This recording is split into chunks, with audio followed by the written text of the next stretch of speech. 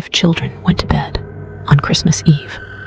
The house caught fire before midnight. By morning, the fire was out. The parents survived.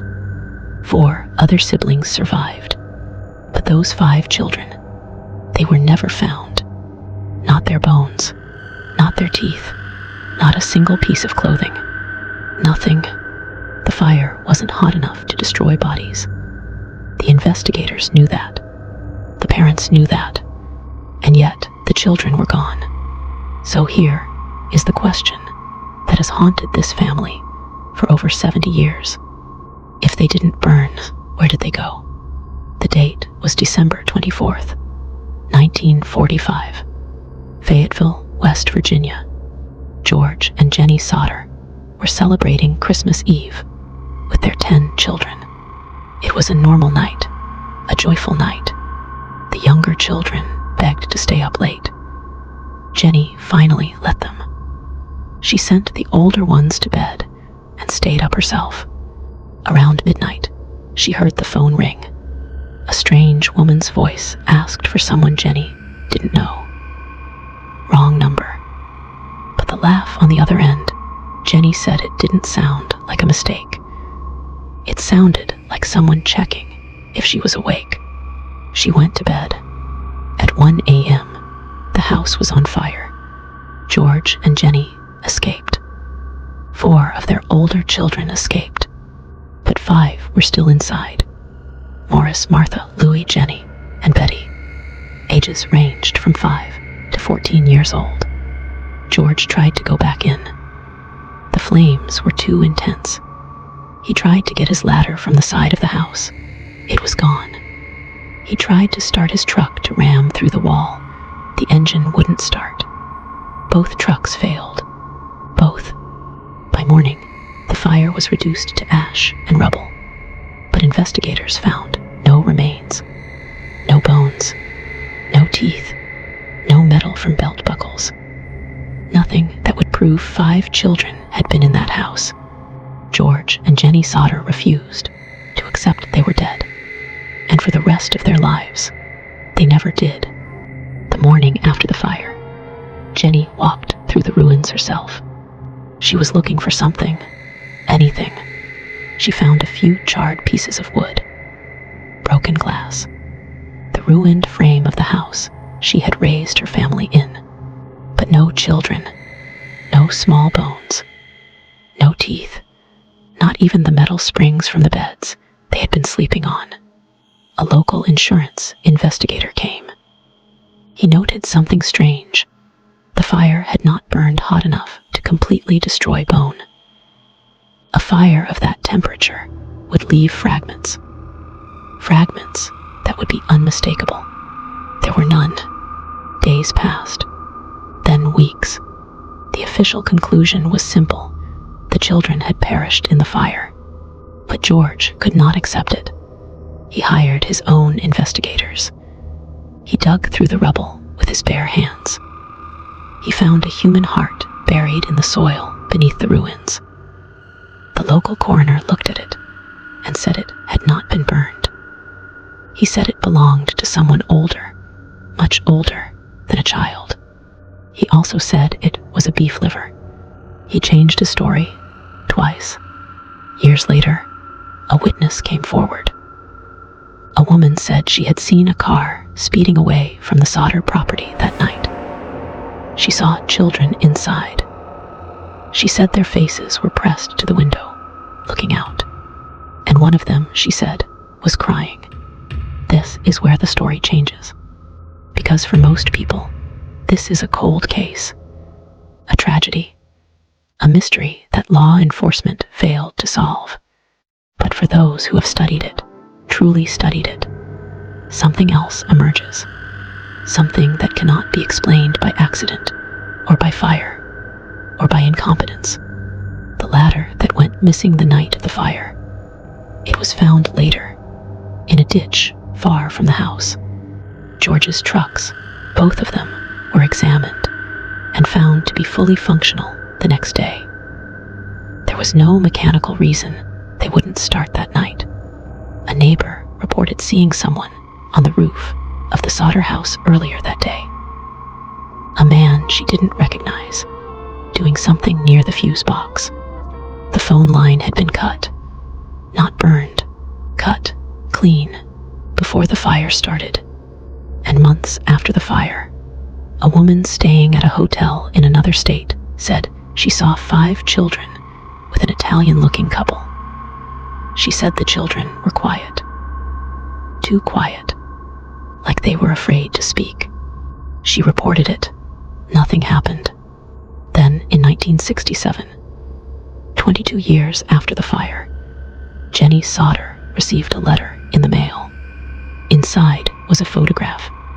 A young man, maybe 30 years old, staring directly into the camera. On the back, someone had written, "Louis Sodder. I love Brother Frankie. Illo boys. A90132 or 35.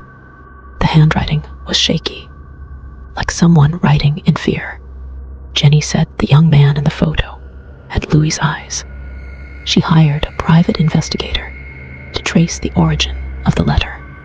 He flew to the city where it had been postmarked. He was never heard from again. Here is what we know and what we don't. The fire was not an accident. The evidence points to it being deliberately set. Someone cut that phone line before the fire began. Someone removed that ladder so George could not reach the upper windows. Someone tampered with those trucks so he could not drive for help. This was planned, every step of it. The children were not meant to die in the fire. The fire was meant to cover their disappearance. Whoever took those children knew the family, knew the house, knew the schedule, knew exactly how long it would take for anyone to notice. George Sodder believed it was connected to his outspoken criticism of Mussolini before the war. He had made enemies, real ones. Others believe it was organized crime. A message sent in the language of flames and missing children. And some, the ones who sit with this story at night, in the dark, believe something else entirely. They believe that whatever took those children was not entirely human, that the woman who called before midnight was not calling by mistake, that the figure on the roof was not checking the fuse box, that the photograph from 1967 was not sent to bring comfort. It was sent to remind Jennie that they were still being watched. The Sodder case was never officially closed. In 2012, a true crime researcher re-examined the original fire marshal's report. He found that several pages had been removed. Not lost, removed.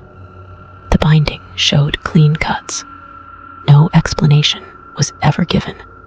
In 2019, a woman in rural Virginia came forward claiming her grandmother, on her deathbed, had confessed to being involved in the night of the Sodder fire.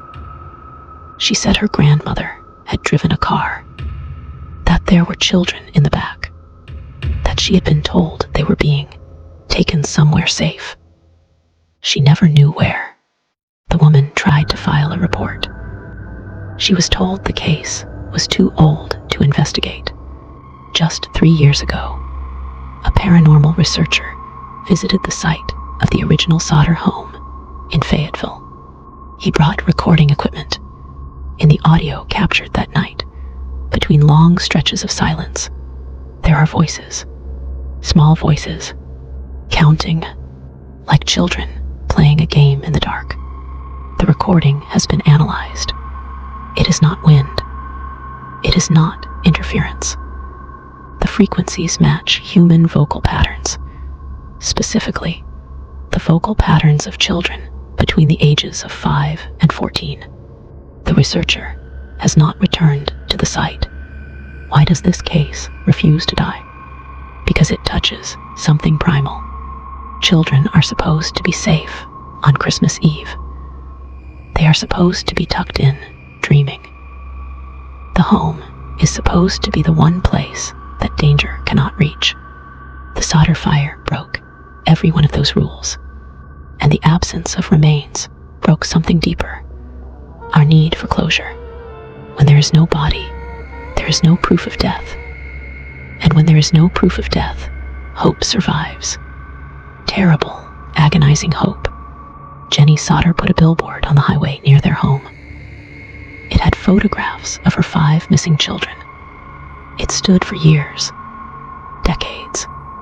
She updated it every few years as artists aged the children's faces forward, imagining what they might look like at 20, 30, 40 years old. She never took it down. Psychologists call this ambiguous loss, the grief that has no ending. It is considered one of the most psychologically devastating experiences a human being can endure. But there is something else here too, something the researchers don't talk about, because some losses are not ambiguous. Some children don't vanish because of crime or fire or human cruelty. Some vanish because something else found them first. George Sodder died in 1969. He never stopped looking. Jennie Sodder died in 1989. Her last request was that the case remain open. It is still open today. No one has ever been charged. No one has ever confessed. No remains have ever been found. The letter with the photograph was traced to a dead end. The private investigator who chased it, gone without a trace. 5 children walked up to bed on Christmas Eve, 1945, and the world swallowed them whole. No fire takes children and leaves nothing behind. No accident moves ladders, cuts phone lines, and disables 2 trucks in one night. And no ordinary person sends a photograph 22 years later, then disappears before they can be found. Whatever happened in Fayetteville that night was not ordinary, and whatever took those children, it has never been caught. So the next time you tuck your children in on Christmas Eve, and the house is quiet, and everything feels safe, listen closely, because sometimes the thing outside your window isn't waiting for you. It's already counted your children, and it knows exactly how many are inside.